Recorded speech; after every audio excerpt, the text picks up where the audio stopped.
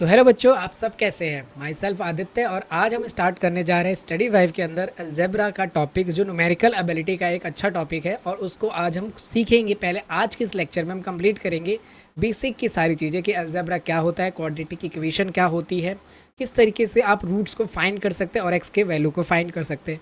तो चलिए स्टार्ट करते हैं इस वीडियो को, और आप एंड तक ज़रूर देखना, और कोई भी डाउट है तो कमेंट बॉक्स में ज़रूर पूछना, हम ज़रूर उसका आंसर देंगे। तो सबसे पहली बात आती है पॉलिनोमियल्स की। पॉलिनोमियल वर्ड आपने बहुत पहले सुना होगा, ठीक है, 8th में, 9th में और 10th में भी, ठीक है। पॉलिनोमियल्स क्या होता है, देखिए, पॉली मतलब होता है बहुत सारे, ठीक है, जैसे पॉलीथीन होता है, ठीक है। एंड नोमियल्स मीन्स होता है टर्म। जब बहुत सारी टर्म्स दी होती हैं तो उसको हम बोलते हैं पॉलिनोमियल। सबसे पहले एक बार हम अलजेब्रा को समझते हैं। देखो, अलजेब्रा क्या होता है, बेसिकली एक इक्वेशन होती है जिसको हम प्रेजेंट करते हैं एक फॉर्म में, जैसे लाइक 2x 3y मैंने लिखा और 8 = 0। ये आप बचपन से अपनी बुक्स में पढ़ते आ रहे होंगे, ठीक है। जिसमें जो ये x होता है इसको हम बोलते हैं वेरिएबल। वेरिएबल्स जो होते हैं वो आपके A to Z जितने भी दिए जाते हैं, ये सब के सब क्या कहलाते हैं, वेरिएबल्स कहलाते हैं, ठीक है। अब वेरिएबल की जब हम बात करते हैं तो कुछ चीज़ें अभी और हमें समझने की ज़रूरत है। लाइक हमने लिखा 3a 4b प्लस का c = 0, तो इसमें a b c ये वेरिएबल हुआ। क्लियर। तो यानी किसी इक्वेशन में अगर x y z p q r s a b c ये ऐसी चीज़ें लगी हुई हैं तो वो क्या कहलाती हैं, वेरिएबल्स कहलाती हैं। क्या कहलाती हैं, वेरिएबल। अब वेरिएबल कितने प्रेजेंट है उसके बिहार पर किसी इक्वेशन को 1 वेरिएबल बोला जाता है, किसी इक्वेशन को 2 वेरिएबल बोला जाता है और किसी को 3 वेरिएबल बोला जाता है। अब इस चीज़ को हम समझते हैं। लेट सपोज करो 3x² है, 4x + 8 = 0 है। इसमें अगर आप देख पा रहे होंगे तो इसमें x होगा और x है, यानी A to Z में जितनी भी चीज़ें हैं वो सब के सब x से दे रखी है, यानी कि x ही दिख रहा है इसके अंदर, ठीक। तो ये है 1 वेरिएबल, क्योंकि A to Z का एक अल्फ़ाबेट सिर्फ दिख रहा है। कौन सा अल्फ़ाबेट दिख रहा है, वो x दिख रहा है। तो ये हो गया 1 वेरिएबल। क्या हो गया, ये 1 वेरिएबल। अगर मैंने लिखा 3x 2y + का 5 = 0, तो इसमें देख पा रहे होंगे आप अल्फ़ाबेट में से 2 अल्फ़ाबेट दिख रहे हैं। कौन कौन सा, एक x दिख रहा है और एक y दिख रहा है, ठीक है। 2 अल्फ़ाबेट्स हमें देखने को मिल रहा है, x और y। तो ये हो गया 2 वेरिएबल। क्या हो गया, 2 वेरिएबल। अगर हमने लिखा 3x 4y और 7z, ठीक है, 7z लिख लिया, तो x हो गया, y हो गया, z हो गया। ये हो गया 3 वेरिएबल। कितने हो गए, 3 वेरिएबल हो गए। तो आप इसमें देख पा रहे होंगे कि वेरिएबल्स जो लिखे जाते हैं किसी इक्वेशन के अंदर वो इस तरीके से लिखे जाते हैं, 1 वेरिएबल, 2 वेरिएबल, 3 वेरिएबल। अब पॉलिनोमियल्स मतलब क्या होता है। पॉलिनोमियल्स मैंने आपको बता दिया कि किसी हम इक्वेशन को लिखते हैं और साथ में कुछ कांस्टेंट नंबर भी लेते हैं। तो जैसे इसमें बात करें 2 की, तो 2 एक कांस्टेंट नंबर है, 3 ये क्या है, फिक्स नंबर है, कांस्टेंट। अब वेरिएबल मतलब हिंदी में चर बोलते हैं इसे, जो वेरी करे। अभी इसमें x की वैल्यू कोई फिक्स नहीं है, x 3 भी आ सकता है, 7 भी आ सकता है, 5 भी आ सकता है, ठीक है। लेकिन जो 2 है, 2 की जो वैल्यू है वो एग्जैक्ट हमेशा फिक्स रहेगी, ठीक है, कि अगर वो 2 है तो वो 2 ही रहेगा, अगर वो 3 है तो वो 3 ही रहेगा, और +8। तो इस तरीके से वेरिएबल होता है। वेरिएबल का मतलब है जो चीज़ क्या करती है, वेरी करती है, बदलती है, ठीक है। अब इसमें हम एग्जाम्पल देखिए तो जैसा दे रखा है, तो x³ तो ये 1 वेरिएबल है, ठीक है। अब हमें also polynomial can more than 1 variable, जैसे x और y², तो ये मोर देन 1 वेरिएबल हो गया और ये 3 वेरिएबल हो गया, ठीक है। तो ये चीज़ होता है। अब समझते हैं जो बचपन में आपने सुना होगा मोनोनोमियल्स मतलब क्या होता है। हिंदी में हम बोलते हैं इसे एक पद, ठीक है। एक पद का मतलब है सिर्फ एक टर्म। जैसे देखो, ये दे रखा है √2x, ये दे रखा है y² और ये दे रखा है 15z। इसमें क्या है, 1 टर्म दे रखी है हमें, ठीक है। तो इसको हम नाम दे देते हैं मोनोनोमियल, बहुत सिंपल है, ठीक है। अब इसमें देखें तो हमें 2 टर्म दे रखा है, ठीक है। तो इसमें क्या दे रखा है, 2x और 3y दे रखा है। तो इसमें 2 टर्म है, 2 टर्म्स दे रखी हैं। तो ये हो गया बाइनोमियल, ठीक है। और 1 2 और इसमें देखें तो 3 दे रखा है, तो ये हो गया ट्राइनोमियल। क्या हो गया, ये ट्राइनोमियल, ठीक है। तो ट्राइनोमियल में कितने टर्म्स होते हैं, 3 टर्म्स होते हैं। कितने टर्म्स होते हैं, 3 टर्म्स होते हैं ट्राइनोमियल्स में, 3 टर्म्स होते हैं ट्राइनोमियल्स में, करेक्ट। तो इस तरह से मोनोनोमियल होता है, बाइनोमियल होता है और ट्राइनोमियल होता है, ठीक है। अब आगे देखते हैं अगला टॉपिक, डिग्री क्या होती है।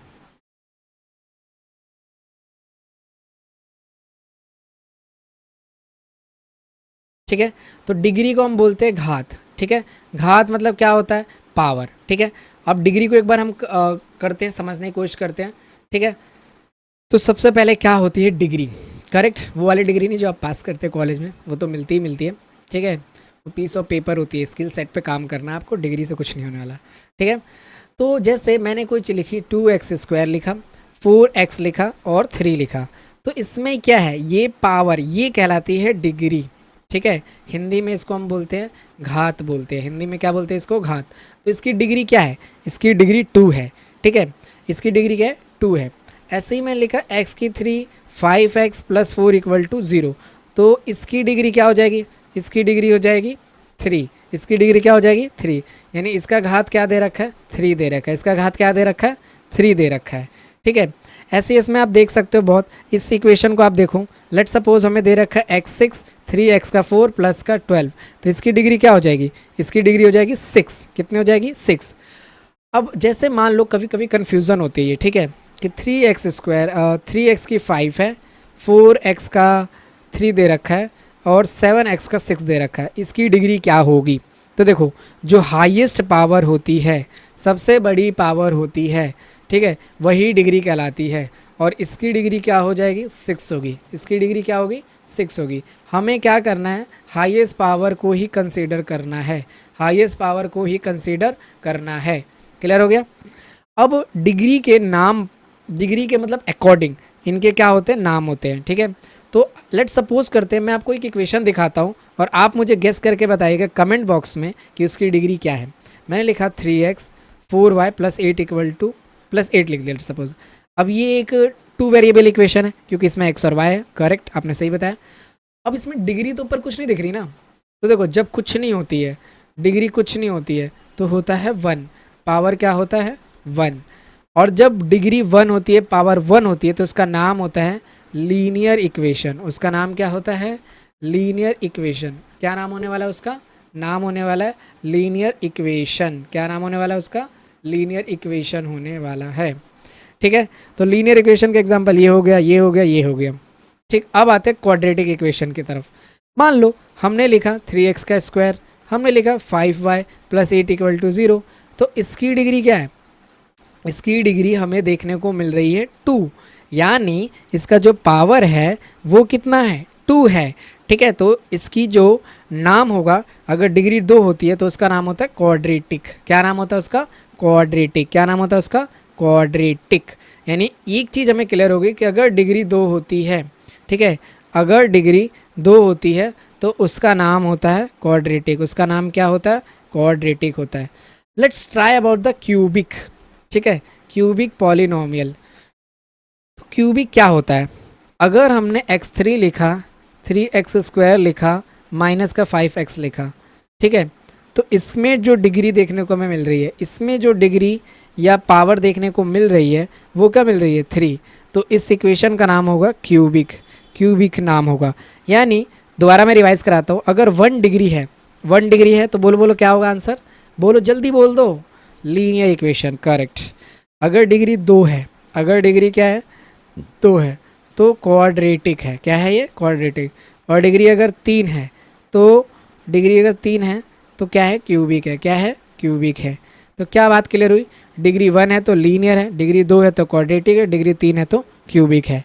तो इस तरीके से वर्क होता है, linear, quadratic, cubic, behalf of degree. Degree के आधार पर आप इक्वेशन को डिवाइड करते हैं, ठीक है, क्यूबिक, लीनियर, और इस तरीके से याद रखना, ये पेपर में पूछता है। अब आता है कोई डिग्री ऐसी होती है बाई क्वाड्रेटिक पॉलिनोमियल। अब polynomial degree is known as the bi quadratic polynom. अब जिसकी डिग्री 4 होती है, ठीक है, उसको हम बोलते हैं बाई क्वाड्रेटिक, ठीक है। अब इसमें देख रहे होंगे 4 है, ठीक है, तो वो चीज़ हो जाती है। या जिसमें ये 2 डिग्री बार बार रिपीटेड होकर उन्हें हम बाई क्वाड्रेटिक बोलते हैं। अब a linear equation consist only a linear polynomial known as a linear equation. देखो जिसकी डिग्रीज क्या है, 1 है, ठीक है। अब वेरिएबल ऑफ 2 लीनियर इक्वेशन, इसमें 2 वेरिएबल है, इसमें 1 वेरिएबल है, तो ये 1 वेरिएबल वाली इक्वेशन हो गई लीनियर इक्वेशन, और नीचे वाली 2 वेरिएबल वाली लीनियर इक्वेशन हो गई। अब हम कुछ क्वेश्चन करते हैं, ठीक है। तो इसमें पहला क्वेश्चन हमें दे रखा है कि 5x² है माइनस का 3x + 10 एक्सप्रेस पॉलिनोमियल, ठीक है। तो क्या ये पॉलिनोमियल है, ये पॉलिनोमियल नहीं है, बिकॉज पॉलिनोमियल पावर x और variable must be non negative integer, ठीक है, हेयर। अब ये जो है ना, ये वेरिएबल है, ये नॉन नेगेटिव होने चाहिए, नॉन नेगेटिव, ठीक है। और ये वैल्यू रूट में है, रूट का दो वैल्यू बनता है, एक माइनस का एक्स और एक प्लस का एक्स, ठीक है। तो x is not an integer, तो ये बात याद रखनी है कि रूट में अगर x आ जाता है तो वो पॉलिनोमियल में कंसीडर नहीं होता है, ठीक है, क्योंकि x जो है वो एक इंटीजर नहीं रह जाता है रूट में आने के बाद, ठीक है। अब ये बचपन वाला क्वेश्चन, 8th क्लास वाला, ठीक है, चुन्नू मुन्नू सा, 3x + 15 = 60, ठीक है। मुझे इसमें से x की वैल्यू निकालनी है, ठीक है, वो वाला x नहीं, ये वाला पढ़ाई वाला x, ठीक है। अब इधर कोई भी नंबर इधर प्लस का, इधर जाके क्या हो जाएगा, उसका साइन बदल जाएगा, माइनस हो जाएगा, क्योंकि प्लस था तो क्या हो गया माइनस, और 3x। अब 60 में से 15 को माइनस करेंगे 48, ठीक है। अब ये 3x अपॉन 45/3, x की वैल्यू आ गया 15, ठीक है। मैं आपको एक बात भी रिवाइज़ करा देता हूँ, आपने पता नहीं कब करा होगा। देखो कुछ बेसिक चीज़ कराता हूँ, जैसे मान लो हमें दे रखा है x + 4 = 18, तो यहाँ पर ये वैल्यू प्लस में है, तो ये वैल्यू यहाँ आके क्या हो जाएगी माइनस में, तो x कितना आ जाएगा 14, करेक्ट। मान लो कोई नंबर दे रखा है 2x - 8 = 12, तो यहाँ पे ये माइनस में है, किस में, माइनस में, तो 12 इधर आएगा तो कितना हो जाएगा 20 हो जाएगा, और ये 2x है। अब देखो मैंने एक चीज़ बताया, याद रखो, जब भी कोई चीज़ इधर से जाता है तो साइन बदल जाता है, साइन बदल जाता है, ठीक है। और जब भी कोई चीज़ इधर आता है तो साइन बदल जाता है, यानी ये पुल की तरह काम करता है, इक्वल टू, इधर जाओगे तो अलग साइन, इधर आओगे तो अलग साइन। अब ये 2x के साथ ऐसा चिपका हुआ है ना, चिपका हुआ मतलब होता है मल्टीप्लाई, क्या होता है मल्टीप्लाई, गुणा।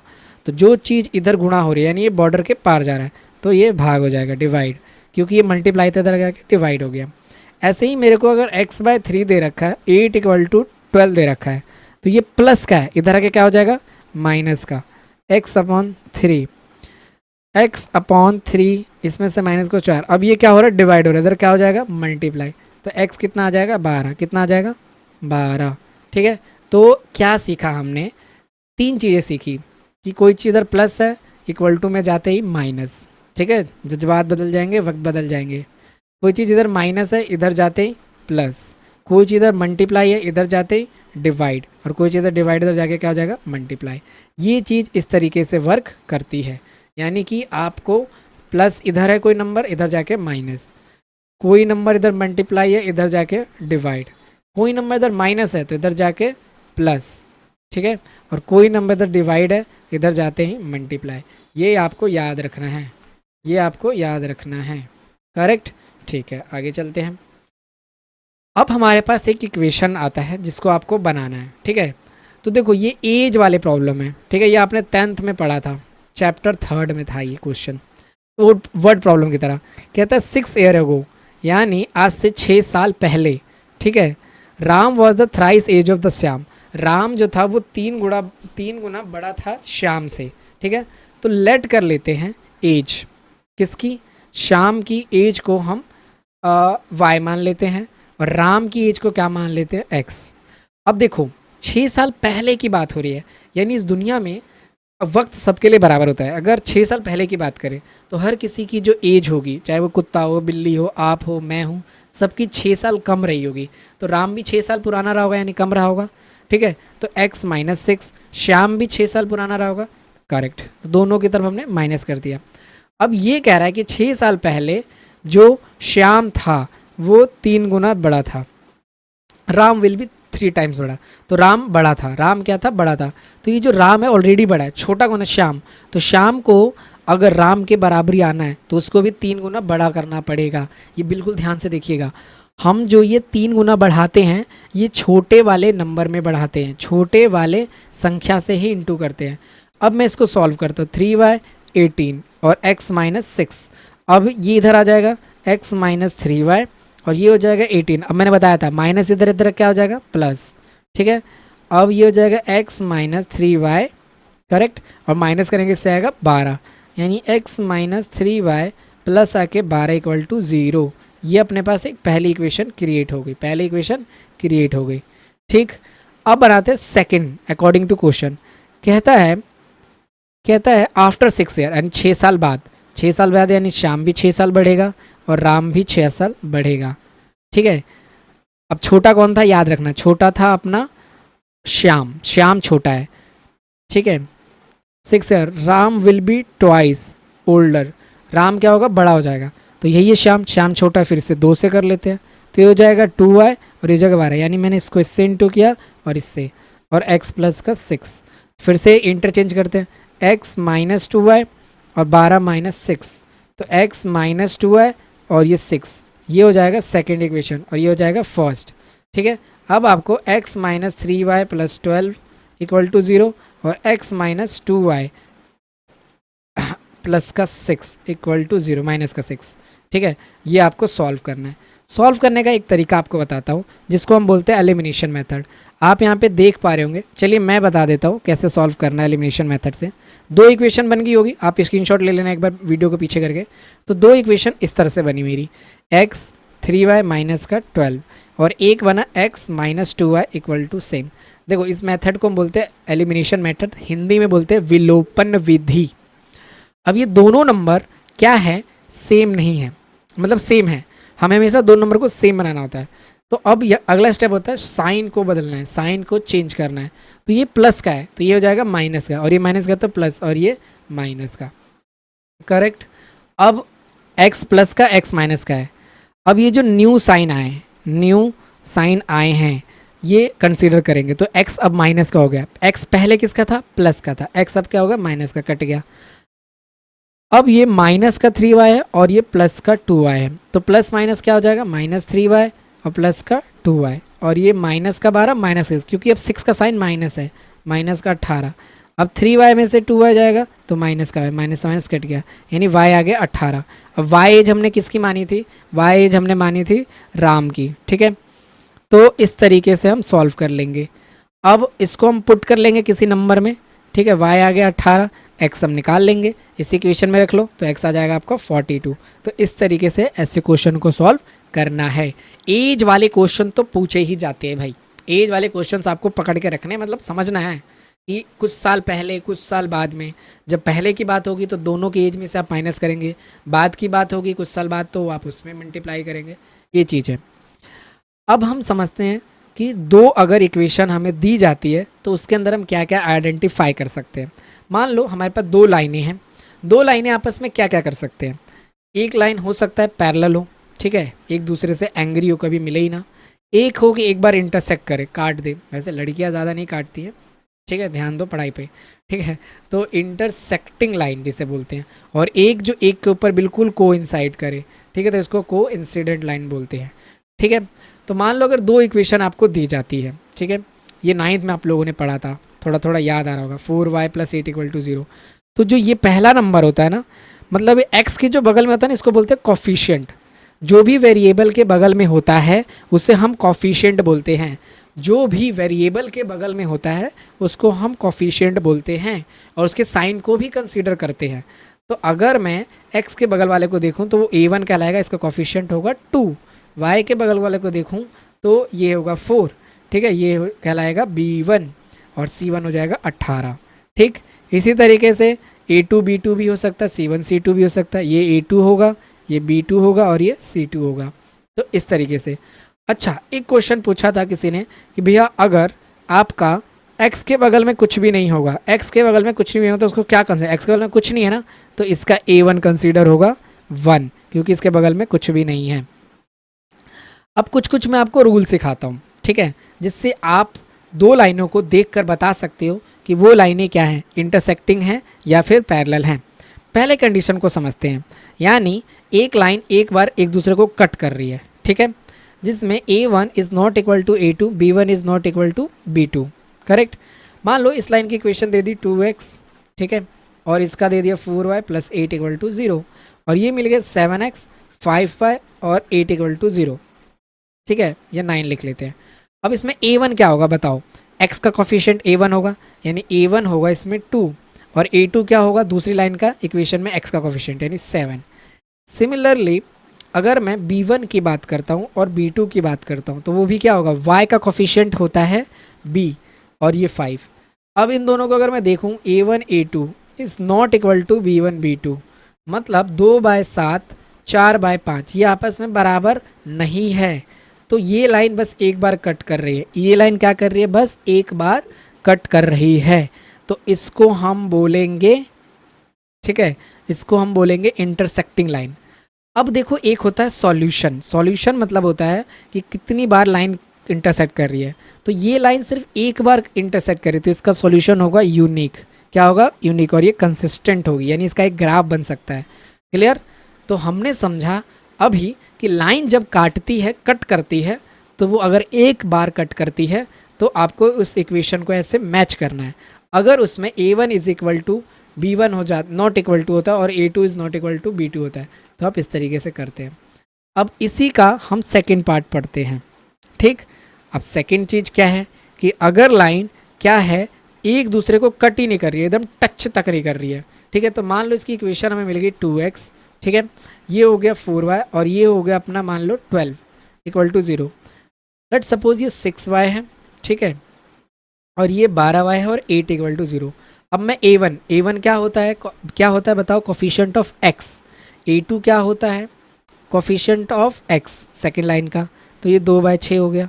करेक्ट। इस तरीके से b1 हो जाएगा 4, क्योंकि b1 होता है कोफिशिएंट ऑफ y और b2 क्या होता है 12, तो 4/12। इसी तरीके से c1 क्या होगा? माइनस का 12। साइन को भी कंसीडर करना है, साइन को भी देखना है, चिन्ह को भी देखना है, चिन्ह को भी देखना है। अब मैं इससे काट लूँ, 2 एकम 2, 2 ते 6, 4 एकम 4, 4 ते 12, यानी ये लास्ट में क्वेश्चन बनेगा 1/3 is equal to 1/3 not equal to 12/8। अगर इसको भी काटूँ तो 4 ते 12, 4 दूनी 8, यानी ये a1 is equal to b1/b2 तो हो रहा है, लेकिन c1/c2 नहीं हो रहा है, नहीं हो रहा है। तो लाइन क्या है? पैरेलल है, काट ही नहीं रही है, एक दूसरे को टच ही नहीं कर रहे हैं। तो इसमें क्या सॉल्यूशन होगा? जब कट ही नहीं कर रहा तो इसका होगा नो सॉल्यूशन, कोई हल नहीं होगा, क्योंकि वो लाइन एक दूसरे को टच तक नहीं कर रहे हैं। ठीक है, आगे देखते हैं। अब मान लो हमारे पास थर्ड इक्वेशन है, ठीक, एक लाइन दूसरे को लाइन के ऊपर चढ़ी पड़ी है, मतलब कि वो कटी कट करी जा रही है। तो इसमें क्या हो सकता है? इसमें अपन कर सकते हैं x मान लो, y दे रखा है और ये दे रखा है 8 इक्वल टू 0। ठीक है, अब ये दे दिया 2x 2y माइनस का 16। अब इसको चेक करेंगे। मैंने एक चीज़ बताई थी, बताओ अगर x के बगल में कोई कोफिशिएंट नहीं होता है तो क्या होता है? 1 होता है, तो a1 आ गया। a2 क्या होगा? 2। b1 क्या होगा? 1। b2 क्या होगा? 2। c1 क्या होगा? -8। c2 क्या होगा? -16। यानी ये 1/2, 1/2 और ये भी 1/2, तो ये हो गया यस। यानी a1 is equal to b1 is equal to b2 और c1 इक्वल टू c2। तो ये लाइन एक दूसरे के ऊपर है। अब जब एक लाइन दूसरे के ऊपर ही है तो वो तो कंसिस्टेंट होगी और ये कितनी करोड़ों लाखों बार काटेगी, तो इसके सॉल्यूशन होंगे इनफाइनाइट। क्या सॉल्यूशन होंगे? इनफाइनाइट। तो मैंने आपसे तीनों चीज़ें डिस्कस करी। अगर दो लाइनें एक साथ होती है तो 3 कंडीशन होती है। पहला, वो तो पैरेलल होंगी, तो अगर वो पैरेलल होंगी तो कोई भी इंटरसेक्टिंग पॉइंट नहीं होगा, तो उसका कोई सॉल्यूशन नहीं होगा। अगर वो एक बार कट करती है तो 1 इंटरसेक्टिंग पॉइंट होगा, और अगर वो 2 बार कट करती हैं, कितनी बार कट करती हैं? 2 बार, मतलब मल्टीपल टाइम, तो उसके सॉल्यूशन क्या होंगे? Many solution. ठीक है, अब इस बार कभी कभी ऐसा क्वेश्चन आता है k की वैल्यू पूछ लेता है वो आपसे, तो आप कुछ नहीं करेंगे, इसमें बोलता है नो सॉल्यूशन। नो सॉल्यूशन का मतलब a1 is equal to a2, b1 is equal to b2 not equal to c1/c2। ठीक, तो ये 2/k हो जाएगा, 3/-5 हो जाएगा, इज़ नॉट इक्वल टू 5/7 हो जाएगा, इज़ इक्वल टू k -10/3। ये आपका आंसर हो जाएगा। तो इस तरीके से आप अलजेब्रा के कुछ कॉन्सेप्ट को ट्राई कर सकते हैं। ठीक है, बाकी हम नेक्स्ट वीडियो में मिलते हैं और कंप्लीट करते हैं इसके कुछ और अच्छे क्वेश्चन। तब तक आप स्टडी वाइब को सब्सक्राइब कर लीजिए और इस टॉपिक को एक बार रिवाइज कर लीजिए। और यहाँ पर एक फॉर्मूला लिखा है, मैं आपको छोटा सा काम दे रहा हूँ, इन फॉर्मूलों को एक बार आप बस याद कर लीजिएगा। ठीक है, इन फॉर्मूलों को प्लीज़ प्लीज़ प्लीज़ आप याद करिएगा, ताकि हम जब कल मिलेंगे इसी टाइम तो क्वेश्चंस को अच्छे से सॉल्व कर सके। Good night. आई होप आप सब अच्छे हों और आपकी प्रिपरेशन अच्छी चल रही हो अच्छे कॉलेज में जाने की। Thank you so much.